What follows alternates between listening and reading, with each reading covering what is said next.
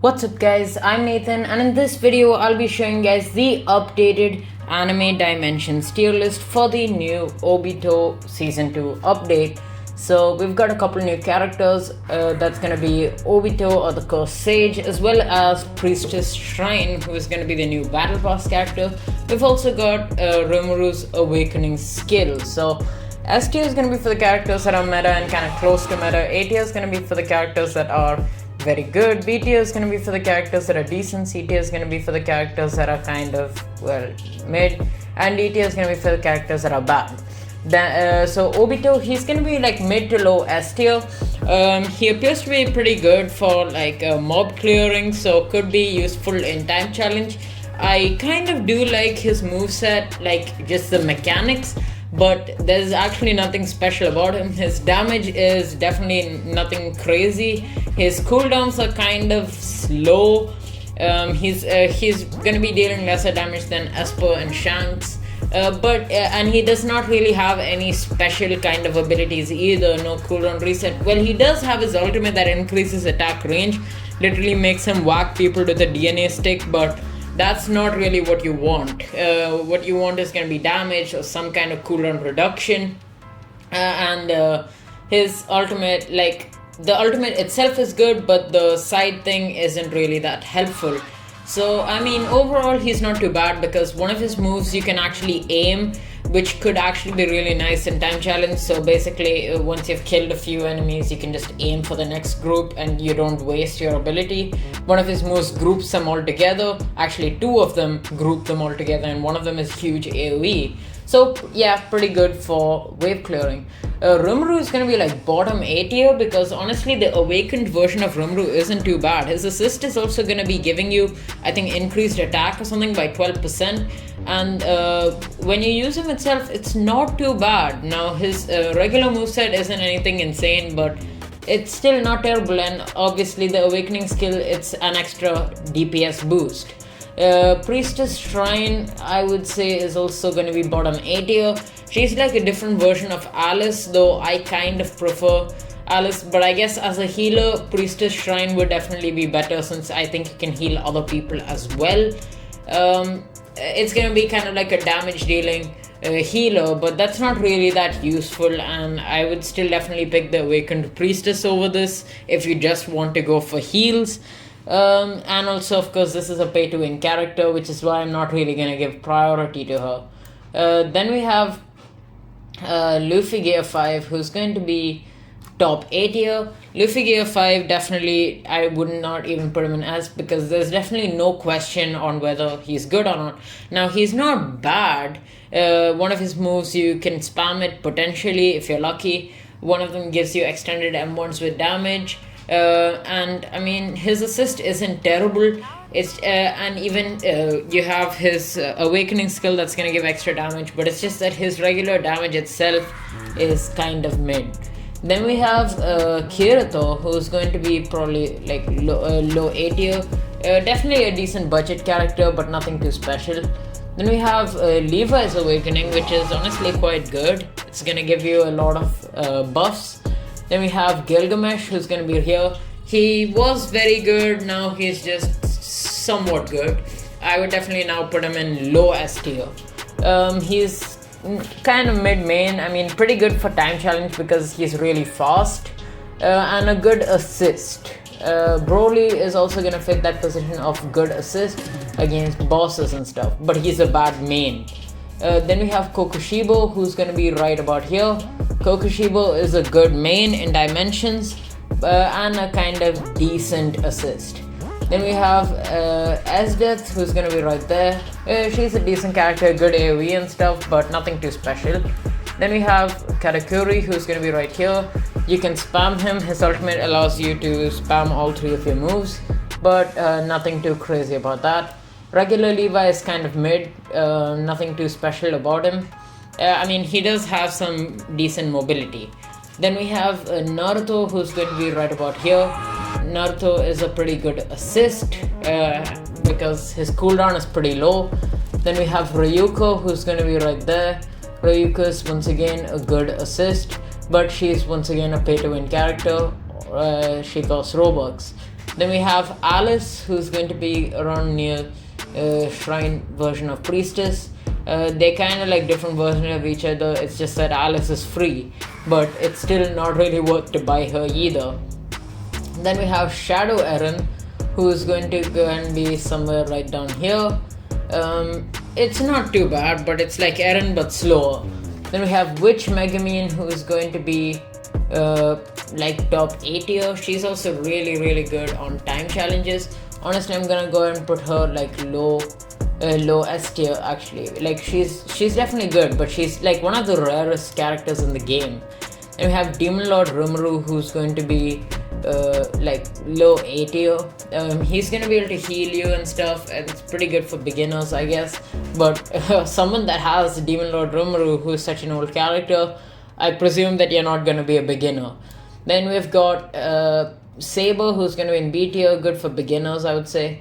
Nezuko is amazing. She's just great against bosses. Her regular moves itself are great, and her ultimate's even going to reset all those cooldowns, which is really helpful. Then we have Rengoku, who's going to be right there. Rengoku is a good assist. Then we have Milim, who's going to be right about here. Milim, it's kind of debatable on her position because she's very dependent on a pet that is called Kurumi. Kurumi basically gives cooldown reduction on all of your skills. It'll reduce by a certain amount of seconds, and Milim gives a lot of pet energy, so this cooldown reduction is going to be happening very often when you use Milim. And Milim is definitely a no-brainer meta for raids, so yeah, I'm gonna go and put her above Nezuko. Then we have Samakurakuri. I'm gonna probably go ahead and put him right there. Like, he's slightly better than the regular version, but nothing too special about him. He's now unobtainable, and he was also a pay-to-win character. Then we have Saber. Saber's Awakening. Saber's Awakening is definitely not too bad. It's just that her regular moveset is pretty trash. So I would not say that this character is worth awakening. Then we have Rengoku's Awakening, who's gonna be honestly right there. Rengoku's Awakening is not too bad. Purgatory, it's gonna be like a huge AoE, and you can move around with it. Then you have Zoro Summer, who's going to be, well, he's kind of mid. Now, if you use Zoro Summer as well as Shanks in the Shanks raid, it can be really good. But some of you guys did not agree with that type of method of placements. So I'm just gonna go ahead and put him in his actual position, which is gonna be somewhere around here. Zoro Summer is not a bad character, but he's definitely not a great character. Then we have Kirito, who's also going to be like quite a good awakening because his assist is also going to be quite helpful. Then we have Saber, the regular one, who's going to be in C tier. We have Shadow Esper, who's going to be, I would say, like low S tier. He's gonna be worse than Kokushibo, but I mean, still pretty decent. Then we have Shanks, who I would definitely say is better than Obito, because Shanks in the Shanks raid is going to be a lot more helpful than Obito in the Obito raid, because the Shanks raid is a lot easier, and plus you can use Zoro, who is a free character, though it is kind of luck based. Then we have Bakugo, who's going to be right there. We have Tengen, who is going to also, in my opinion, be better than Obito because his assist is pretty good. It's going to give that 30% critical damage, which I would definitely say is better than Obito. But I mean, Obito is still a pretty good character, but Tengen is also going to be unobtainable on 19th of September, so I do suggest that you get him. Misaka is going to be right there, pretty good beginner character. Then we have Priestess, who's going to be, well, right there. I mean, Priestess is going to be healing. I mean, I'm going to go and put all of these heal characters together. Nothing too crazy about them. Astolfo is actually going to be kind of a meta on raids, because if another person uses this character, you can get additional critical chance and critical damage, which is pretty helpful. Then you have, I've already done this character. Then we have Yu-Gi-Oh, who's going to be right there. Yuji is pretty good. He's got a nice dash. He's got 2 good AoE moves and 1 lifesteal move. Pretty decent character overall. Shadow as Death is right there. Then we have Esper, who's going to be right under Shanks, because Shanks and Esper, it's kind of debatable because Shank's third move is better than Esper's third move, but Esper's other moves are better than Shank's other moves, and his ultimate is also particularly better. But Shanks can still be used in the Shanks raid, so he's definitely getting more priority. Then we have Yoriichi, who's going to be right about here in A tier. I would say, yeah, he should be right about here. Like, he's a pretty good all-rounder character, nice mobility and stuff, but Zoro-sama is definitely going to be more helpful just because you can use him for an additional 50% damage boost. Sung Jin-woo is obviously going to be the best character overall. I was kind of hoping you guys would disagree with the previous one because, I mean, you can tell from my profile and stuff, I'm a pretty huge fan of solo leveling. So yeah, Sung Jin-woo is going to be back to the top. He's still an amazing raid character, second best after Milim with Kurumi, but he's also meta for dimensions. So overall, he is going to be better than Milim. Then we have Shadow Rimuru, who's going to be kind of he's gonna be right here because he's slower than Rimuru, and normal Rimuru is pretty damn slow. Then we have Primordial, who's gonna be top B tier. In fact, I'm gonna go ahead and put him bottom A tier because Primordial is pretty damn good. For a gem character, he is amazing. Then we have Gojo, who's going to be right here. I'm gonna go and put him below Primordial because while he can be really good with good crit chance and critical damage, I don't want people to get mixed up and actually buy Gojo instead of Primordial and Astolfo. So I'm gonna keep those two, the best gem characters, above. Then we have Luffy Gear 5, the regular version. He's gonna be right about here. Not a bad character, but definitely not the best. Then we have Kaneki, who's gonna be right there. He's kind of like a gem Katakuri. We have Megumin, who's gonna be here. Deals decent damage, but horrible AoE. And now Fumi is, I mean, I'll go ahead and put him bottom C tier. He is a support, but not a very good support. Then we have Gojo, the Infinity Gojo, who's gonna be right about here. This is a shadow version, which is why I'm gonna put him a bit lower, but he's a pretty decent assist. Then we have Lancer, who's going to be right about here. He's pretty fast. We have Awakening Priestess, who's going to be, well, a better version of the regular Priestess. And yeah, I mean, if you want support, she's going to be better, but I don't see it worth to actually awaken Priestess. But you will get some DPS as well. Then we have Genos, who is going to be probably like a low B tier, to be fair. Todoroki is going to be high C tier. Eren is going to be probably mid to low S tier.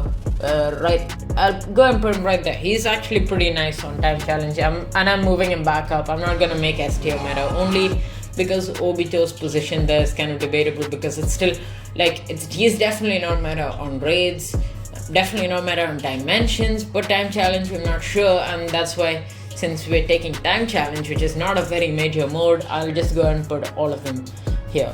So then we have Vampire Toga, one of the rarest characters, but a pretty trash character. Gonna go ahead and put him right here. Regular Infinity Gojo, gonna be pop him right here, pretty decent.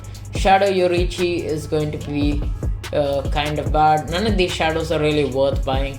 Winter Spirit Leah's right here. I mean, it doesn't really even matter which is better because at this point they're so old, nobody has them and nobody is gonna use them. Then we have Zenitsu, who's going to be right about here. Zenitsu is kind of not that good, and Bakugo is actually better than him. Emiya is going to be a pretty decent character considering his cheap cost. Then we have the regular version of Rimuru, who I'm gonna also put here. I mean, his assist is pretty nice. Asuna is really good actually, 2 dash skills and a movable ultimate, just a really nice character overall considering the price point. Then we have Zoro, we have All Might, then we have Rukia. Rukia is going to be definitely a lot lower, nothing too crazy. Then we have Akuma or Shinra, who's going to be right there. We have Sukuna, who's going to come around here. Then we have Grey, who is pretty bad. We have Sasuke, who is right about here. He does have a mobility ability. Then we have Akaza, who's going to be right here. his ultimate actually resets the cooldowns. We have Asta, who's worse than Akaza, Ichigo, who's right there. We have Tanjiro, who's going to be right about here. I think he's a free character. I don't know if you can still get him for free though, like when you stop playing. Then we have Natsu, who's going to be right about here. We have Sakura, who's going to be probably around here. We have Killua, who's about here. I mean, it doesn't really matter on the order of these characters. Goku's pretty bad. Ichigo's pretty bad, but I'll actually put him right about here. He's gonna be bottom C tier. Luffy is bad. Naruto is okay. Then we have Deku, who is also pretty bad. And that is pretty much it for this tier list. So thank you guys for watching. Make sure to like and subscribe if you haven't already, and I'll catch you guys in the next video.